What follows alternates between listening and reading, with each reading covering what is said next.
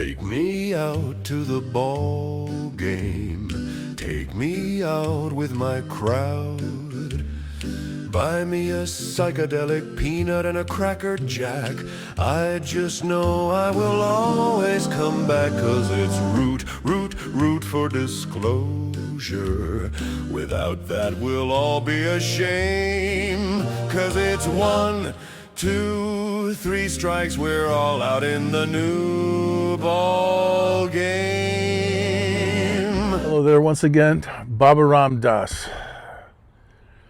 Where do I start? Okay, when I got up this morning, I started thinking about just exactly what I was going to say. And, you know, we spend our whole lives trying to figure out just exactly who we are. So I suggest you get your mirror out and take a gander and see if you like what you see or not. Because when you let the desire in your ego get in your way, you got to ask yourself, what's really holding you back from appreciating what you see in the mirror? And so when I got up this morning, I just kept wondering why it's every 2 years this situation comes about, talking about these 2 years, with Stephen Jobs going to India for 2 years, and then Baba Ram Das going for 2 years. And then when his father asks him the question in this book, Be Here Now, like, when are you going to go back to India for 2 years when my guru tells me so? So I guess in a way we all need to have some sort of guru. And that's for everybody to figure out themselves. So get your mirror out and ask yourself, who the hell am I and where's my guru? If that's possible. So when I woke up this morning at about 3:30, my TV was on and there was a elderly gentleman on there, and the title of the YouTube was Stop Sleeping.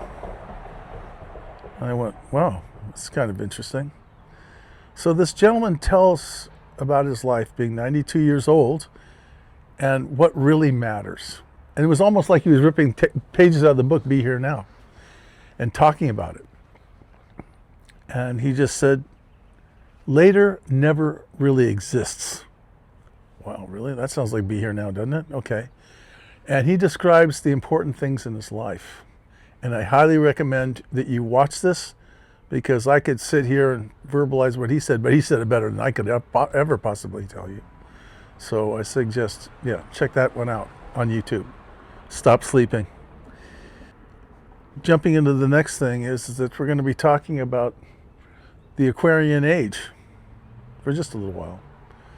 But the female influence, which is coming into the forefront now in the next couple of millennium, supposedly. But, you know, my whole life, I've been blessed to have wonderful women around me. And recently I made a really great new friend. And her story is amazing. She was walking in front of my house, and we had a pleasant little conversation about this and that, not much. 6 months later, she shows up, and she says, Bo, I need to talk to you. And I said, I'm all ears, what's up? And she said, my daughter was found dead out at San Diego State. And the autopsy said that she killed herself. And she says, I don't believe that for a second. Because during COVID, everything that was written on these death certificates was something that was not accurate. Anyway, I tried to help her get the right lawyers and try to help her to calm her in this situation, because it broke my heart for this woman. And I called her every Saturday for over a year just to check with her, to see how she was doing. And then she said to me, you know, you've been there for me more than anybody in my whole life, and I don't even know you. But we got to know each other talking over the phone. And now we talk 2 or 3 days a week. Anyway, yesterday she told me, she read me the letter that her 16-year-old daughter had written her before she died, or before she went to San Diego State, when she was a senior and when she was found dead. And the letter went something like this. Dear Mom, Thank you for being the backbone of our family. And this woman was married to an Indian man from India, and she bore him 4 children. Wow, okay, 4.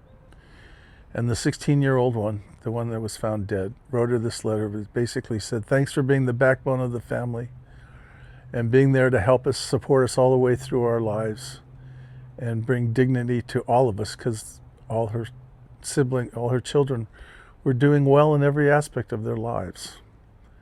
And in a way, it's what Ram Dass talks about in this book, about being the divine mother. It just really touched me that this young daughter wrote to her mother on her birthday. And I felt that this was such an interesting story, because I felt the same way about my mother.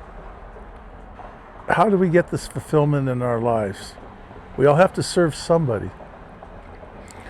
And I'm just glad that I could do what I did to help my mother to the day she died, and took care of her for the last 10 years of her life.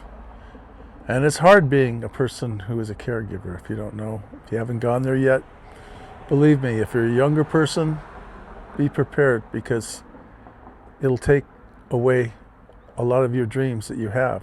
But the fulfillment you get from doing it will be overwhelming, especially now that I'm this age in my life and I can appreciate it, because right now I don't have anybody to do that for me. And so the other morning I woke up and thought, wow, we'll see how it goes, but that's something down the line. But you can't live in the future. You got to live here now. This house where I am here, I've been in this house since 1962. For most of my life, I've been fixing it up and trying to create something just to keep, the roof water from falling on our heads and keep this place nice. And, I just recently saw a program, also last night. In Amsterdam, there is a wellness center, which is just amazing. And I kind of like, wow, this is what I'd like to do with this house. And it is called the Embassy of the Free Mind. It's in Amsterdam, and it's run by the Dutch. And I always really liked the Dutch people in my travels around the world when I was younger. And as a matter of fact, the only time I was ever engaged to be with a woman, she was a Dutch South African, an Afrikaner. And being the true romantic, it just coincidentally happened that I met her on Valentine's Day in 1983. And it's quite an incredible story, really, because she fell in love with me at first sight. And after I'd been there for 3 or 4 weeks, I was at a party and a woman came up and said, "You must be the Yank." I guess I am. I'm a Yankee, yeah, I'll take that. She goes, "Well, come with me right now. You got to call my girlfriend." I said, "Really?"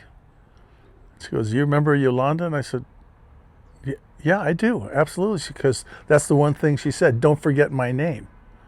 And I never forgot her name. And I called her on the phone. We got together and we fell in love. And tragically, it didn't last forever. I wish it would have, because she's the only woman in my life I ever really wanted to have a child with. And there's a chance, I just found out recently, that maybe we did have a child. And believe me, it's been spinning me out for a little while, because I've got to go and find out if that's the case. But that's a whole nother story. But coming back to the divine woman, we all need to have them in our lives. I think my mother would be proud of what I'm trying to do, and I am doing, because the Italians always used to use this expression, sempre in giro, always going around. And I did that from the time I was 17 until I was 39 years old. And I have a lot of very interesting experiences, but we'll get to that later on. But I am now going to produce the 9 books that I gave to Steve Jobs. I'm writing outlines, and I'm going to discuss these books and give you insight into exactly what helped me transpire the world with Mr. Jobs. So bear with me. First book will be Operating Manual for Spaceship Earth, of all things, by Buckminster Fuller. And who was he? Oh my God. That's the first book I read when I went to college, as a matter of fact. So I guess I've been on this spaceship journey for a while, but we're going to get to them all. And stay tuned. We got more coming. One more thing. We're going to provide links, video, audio, books, the things that will be necessary with each podcast. Like this one today, there'll be 2 or 3 different reference materials. The one about stop sleeping, and the one a short one on Yogananda, and the Amsterdam School of the Open Mind, whatever it's called. But we'll provide all that material, so stay tuned. We'll get them to you.